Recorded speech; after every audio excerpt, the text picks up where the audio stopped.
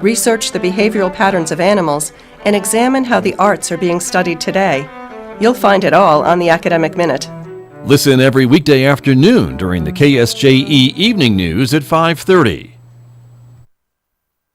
KSJE is supported by San Juan Regional Medical Center, here to meet your urgent and emergent medical needs, whether they are COVID-19 related or not. Medical emergencies happen when you least expect them. Whether it's a stroke, heart attack, illness, or injury, San Juan Regional Medical Center's caregivers are here to provide care to you and your loved ones. Find out more online at sanjuanregional.com.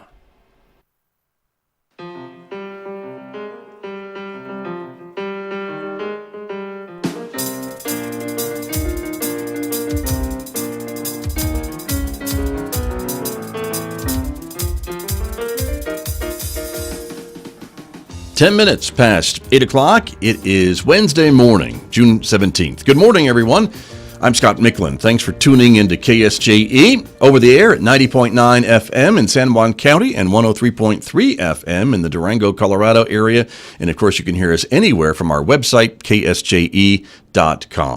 Coming up on the program this morning, we're going to be talking about economic development and complete streets. My guest standing by, Warren Unsicker, will be joining us in just a few moments. He is the City of Farmington's Economic Development Director, and we'll get an update from him, as I said, about the construction downtown, how things are going, if it's on schedule, and much, much more, so stay tuned for that.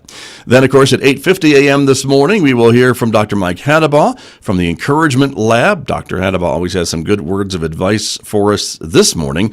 It's a best of segment about stereotyping. Seems very timely for this week, so we'll hear from him later on this hour.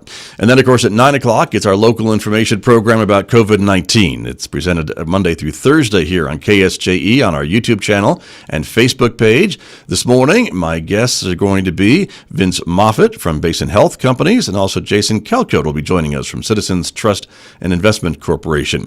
Please join me and my co-host Megan Cullop coming up at 9 a.m. live on YouTube and Facebook, and again, a rebroadcast at 5:06 on the radio this afternoon.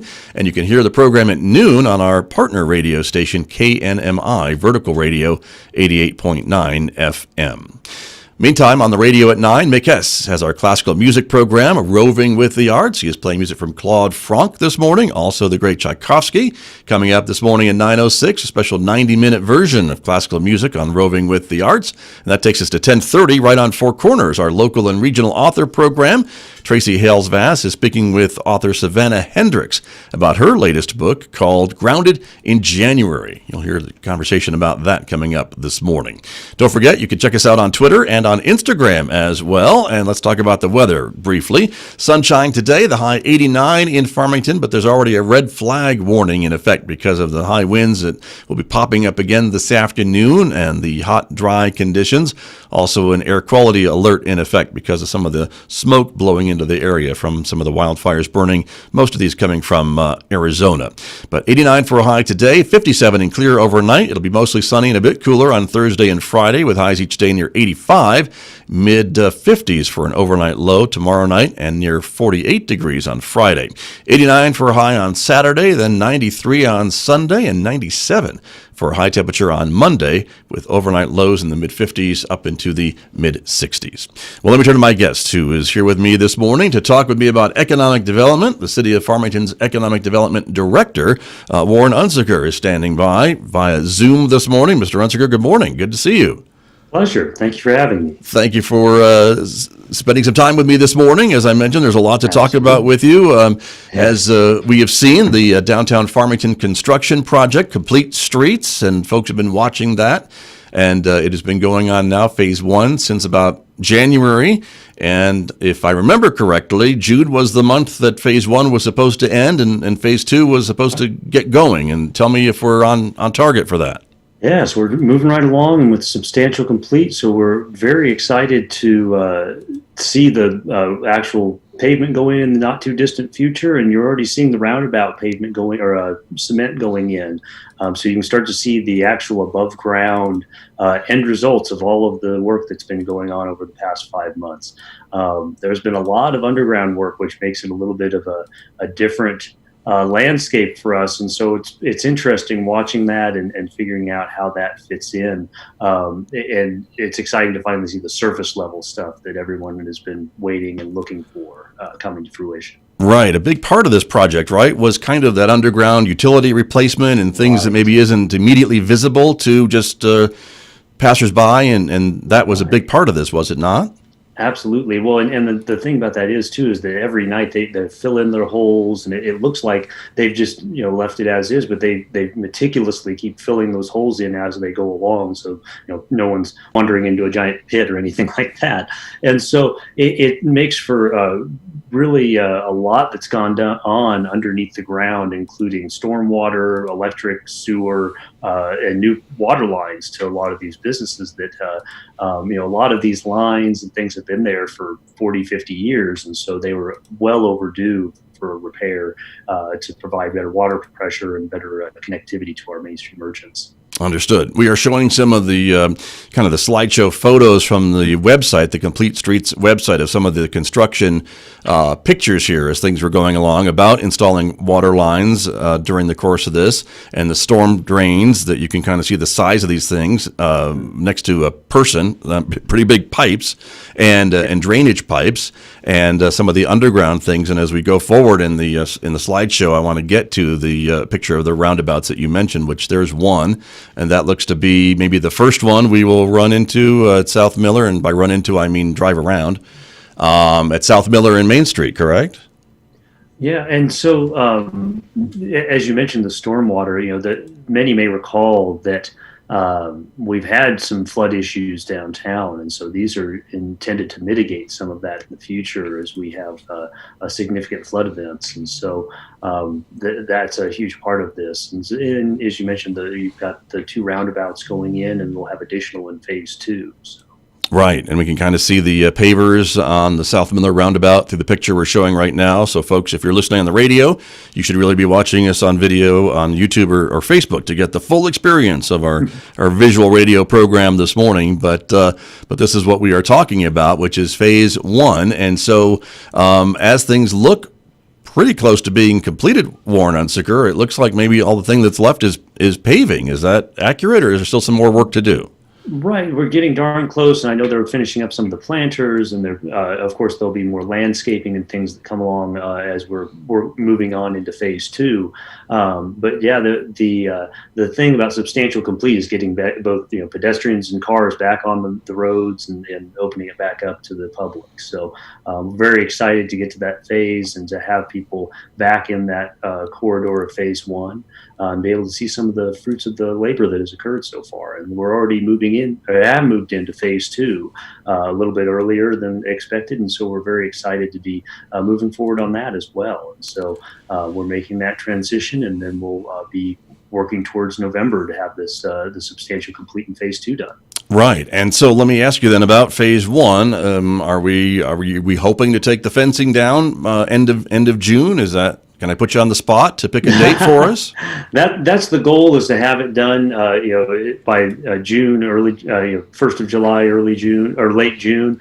And so obviously weather always plays a part, so I don't want to pin down a specific date, but they are working feverishly to get that done on schedule. So they've been they continue to be on schedule with their work. So it's exciting to see them moving right along. Very good. And you mentioned phase two now, and that would be, so phase one has been the portion of Main Street from about Commercial, which would include Miller, I believe, and Orchard up to Allen Street. And then phase two now will take us from Allen all the way to Auburn. It seems like it's a larger stretch of road, and you've got from now until November, as you said, to kind of get that part completed. That's the idea, right? Right, that's the idea. And so that's encouraging to be moving into that second phase, and it's going to be really nice to have that entire project completed before the end of the year. It's going to be a complete transformation of downtown, and so I really hope that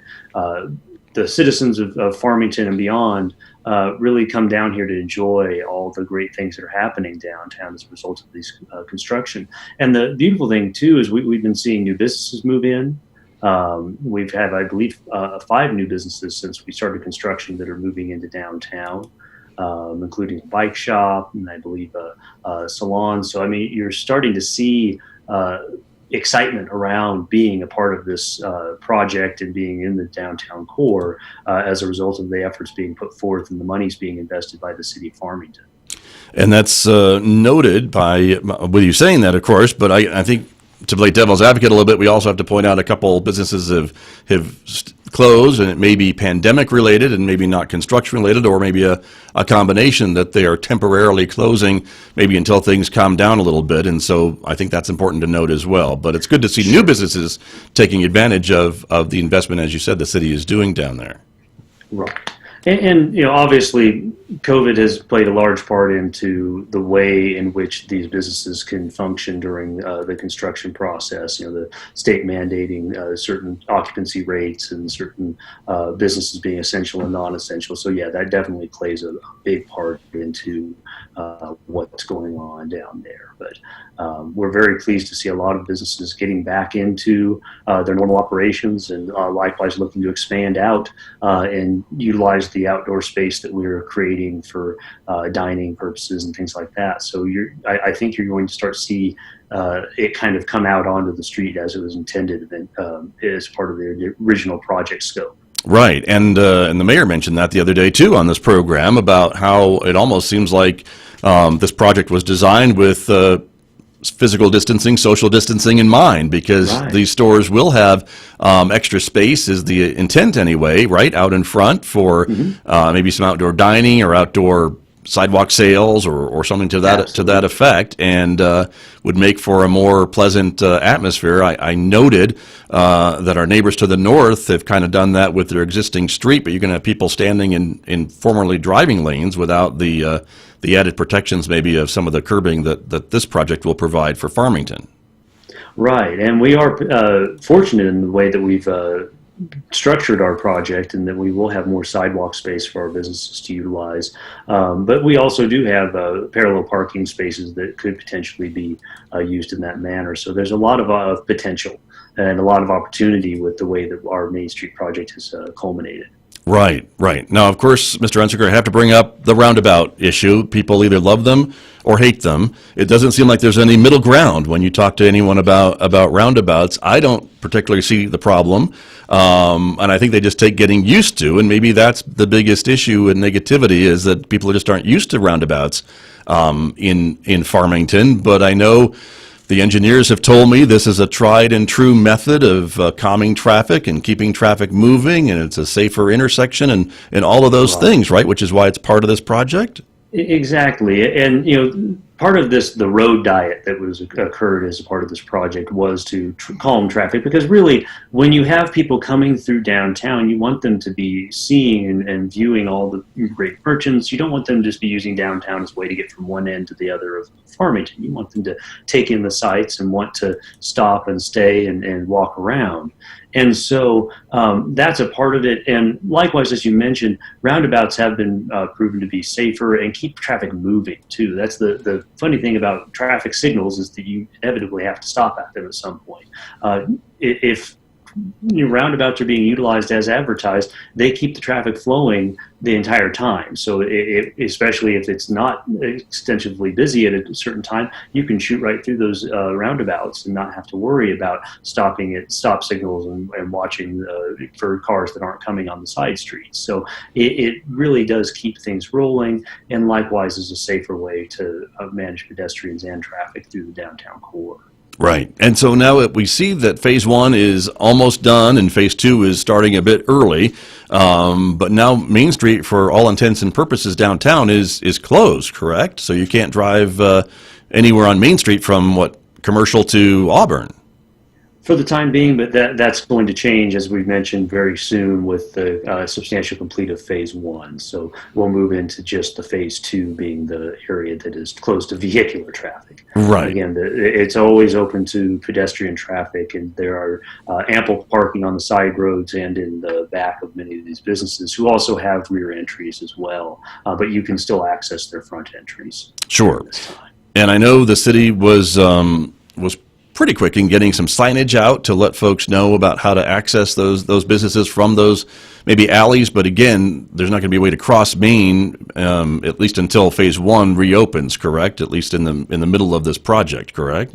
Right. Well, yeah, in the middle of those two phases, correct. Yeah, and that's for the safety of the pedestrians. And so I know they are trying to, where they can, leave some access open. But once we move into phase two, it'll be similar to phase one. There will be a center way of crossing the construction zone. Certainly, right. And I know the city's been very active in reminding businesses to maybe open up their rear entrances, so there is access to many of these businesses from the other parallel streets like Broadway and Arrington, Right. And from those big parking lots, which again you park closer than you would at Walmart, I think, to many of these downtown stores if you're heading downtown, right?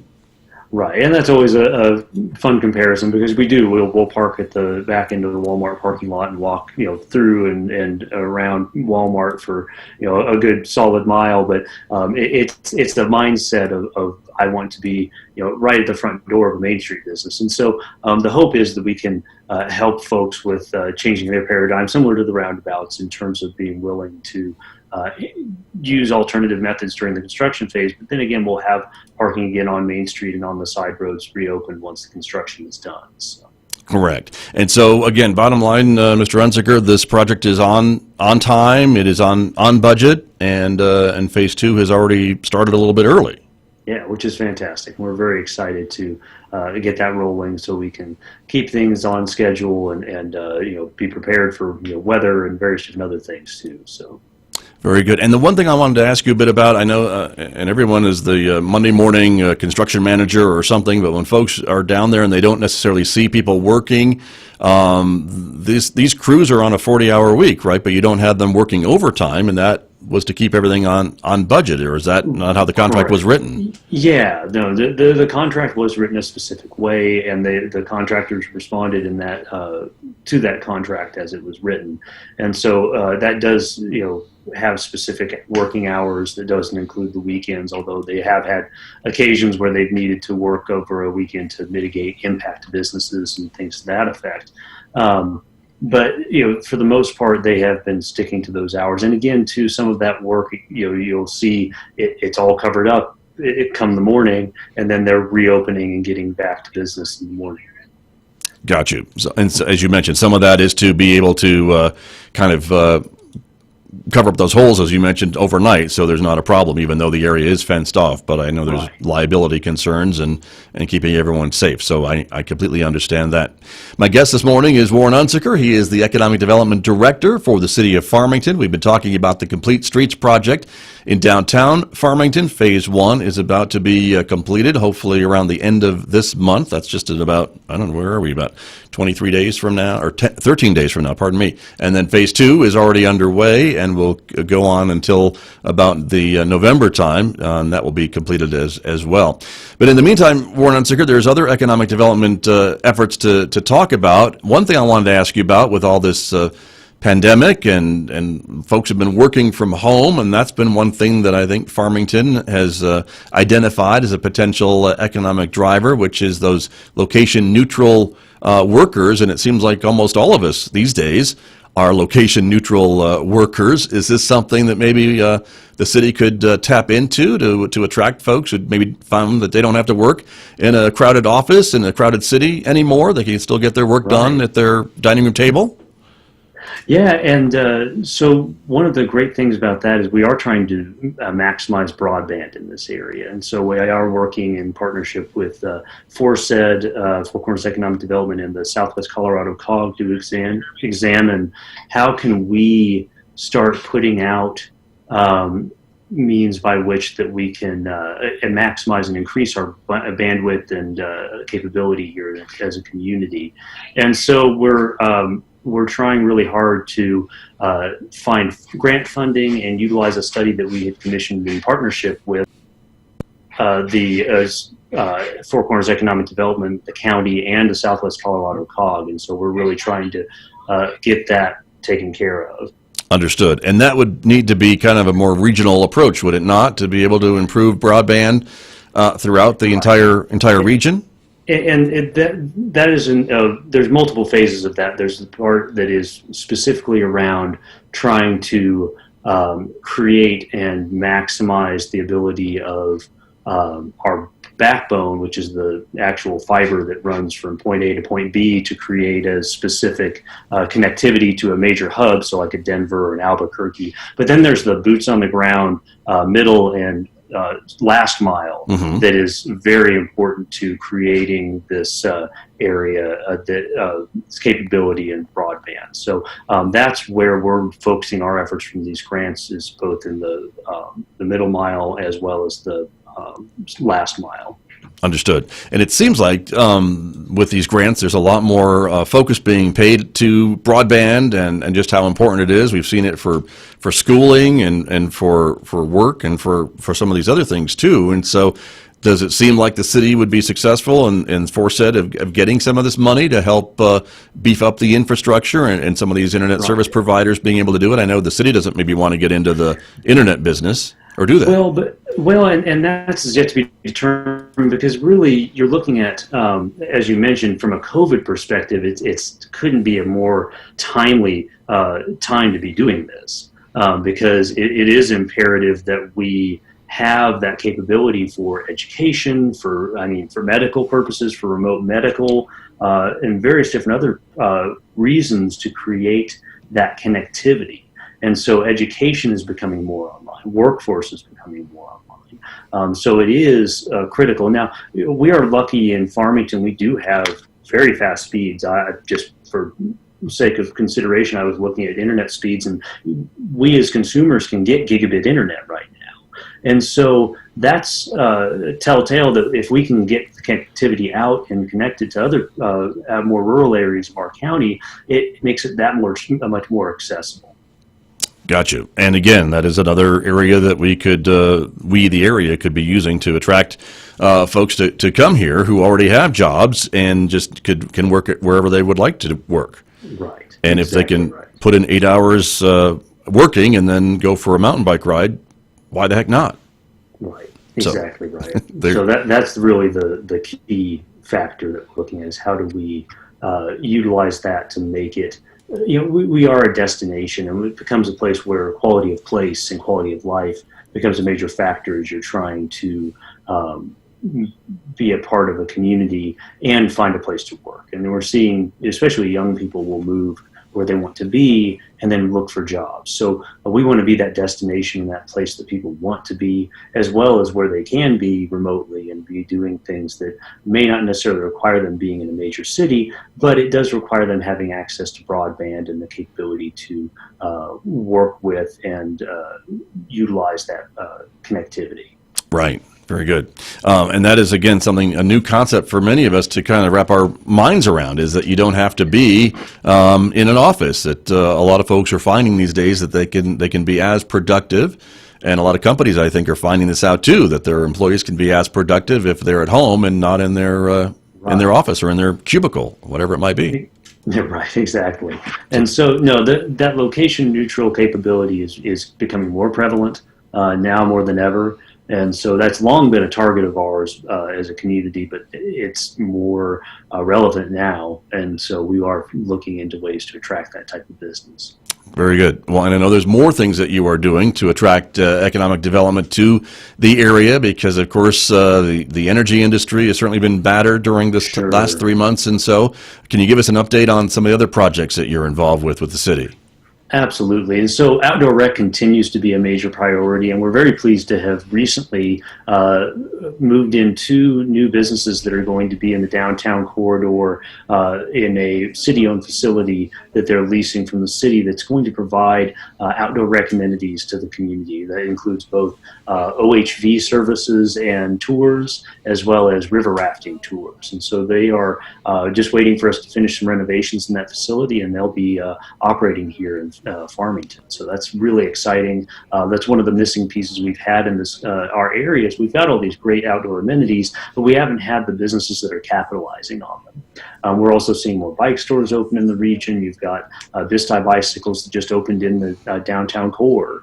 And you've got others in and around. I think it's Sandstone Bikes out in Vista, in Bloomfield. Mm-hmm. And so you've got that energy behind it coming along, and people are really excited about being a part of the vision.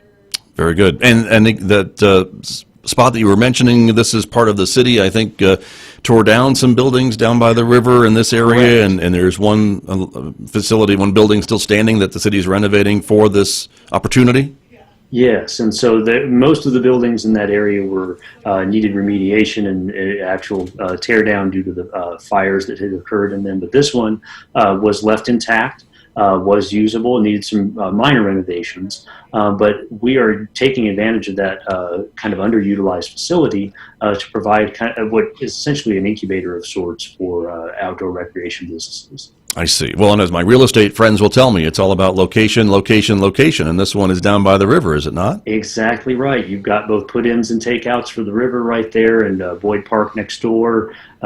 So it makes for a great way to access that. Likewise, for the OHV tours, they're just off the Highway 64, so it's quick and easy to get up to the main areas in Chokecherry Canyon and the Glade. So it makes it that much more accessible for them as well. So it couldn't have been a better fit for these two businesses, and so we're very excited to maximize that space and provide two new services to the community. Very good. And a lot of these things that we're talking about, Warren, Unsicker, the outdoor recreation, seem like they fit with this new COVID world that we are in, where maybe folks don't want to be elbow to elbow with thousands of other people at an amusement park or something like that, but wouldn't mind coming to a place like Farmington in the Four Corners to be on a mountain bike trail or a hiking trail or a river with some elbow room and with some room to explore, right? Absolutely. And so it's somewhat ironic, the targets that we had chosen and how they do fit into the new world that we live in. So this is one, again, that fits perfectly with trying to get people outdoors. What better way to social distance than out in the middle of the Vista or going out into the Glade and places like that where it's just wide open spaces. And so we're well suited and well positioned to really take advantage of the situation and create some spaces for people to come and enjoy themselves, especially as so many people have been on lockdown for so long. They're looking for ways to escape and even staycation within a short distance. So we're hopeful that we'll see that uptick here shortly. Very true. And in fact, we just had guests from the Convention and Visitors Bureau on yesterday's program talking a bit about their efforts and how that is kind of dovetailing with what the state is talking about as well. And some of these, again, COVID-safe practices that the governor has mentioned and a lot of businesses have adopted. And whether you're in the hospitality business or not, these things can be used to make visitors feel safe and know that if they come here, they'll have a good experience. Right. Absolutely. And so, the state does have a lot of great resources they're putting out there. And that's one of the things, too. We've been, as economic development groups, we formed a business response team to try and disseminate and get information out about all those tools, that both from the federal and state level, to help businesses that exist right now access them and stay vibrant through this process. While we're still trying to attract new, we're always trying to make sure that our businesses are kept whole here through all the process that we're going through. Indeed. And I know you are working, as you mentioned, with your colleagues at maybe the county and regional levels to talk about some of the other issues that are facing the community. Of course, the city is very involved with the Enchant Energy project, the carbon capture project at the power plant. And again, that appears to be continuing to move forward. Can you give us an update on that project? It's still moving along. I'm not as intimately tied to that one. We've got a lot of folks in our electric utility and higher up that are very much tied with Enchant and working through the minutia of that project. It's a lot of due diligence and feasibility analysis that goes into making sure this all works. But we did have some things pan out with the PRC and PNM, so that's kind of calmed some of the process down. So that's encouraging to see. And so we're hopeful that we'll have that capability of moving that project forward. It seems so far that COVID has not buffeted that project, and so we're very pleased to see that continue to move forward.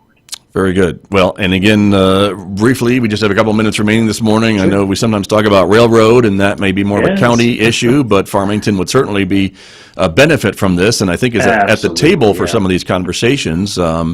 The tribe and the county, I believe, have also signed an MOU to try to report, at least that they are kind of a unified effort to try to look at this project. Yeah, no, absolutely. We're very much engaged in that process. I serve on a committee with Force Ed and the county and numerous other partners as part of this, as well as the Navajo Nation. They have been really joining in that charge to try and find ways for us to make rail a reality for our community. And so that's a huge opportunity, not only for existing businesses, but to attract new businesses to our area. Many businesses that currently exist here could expand their capabilities, be shipping their products further and to more clients. And so, and likewise reduce the amount that they have to store here, and they can actually get out and start, getting it to their customers. So it's a huge opportunity for us, not only for us, but for the entire Four Corners region. And we've long had a lot of great products and services, but that we haven't been able to get them to market due to our transportation capabilities. That plays into the airport as well, and I'm sure you've talked with our airport manager in the past, but he's working diligently. They've completed some of the FAA improvements, the funding that they'd received, and now they're working on trying to attract that commercial air service. So we're hopeful that in the not terribly distant future, we may have commercial service again to Farmington. So that's a really exciting prospect for us to have. That is exciting, and of course, I know that was the plan for 2020, but 2020 maybe had other plans, so we will wait patiently to see what comes of that. But I know a lot of folks would love to see commercial air service return to the Four Corners Regional Airport, so that's a great note to make. Mr. Unsicker, we are out of time, and I know you have some other commitments this morning, so I appreciate you being with me. Absolutely. Thank you so much for your time. I appreciate it. Good to see you. That's Warren Unsicker, everyone, the Economic Development Director with the City of Farmington, my guest here on KSJE. Back with more, of course, in just a moment. The time right now is 8:41.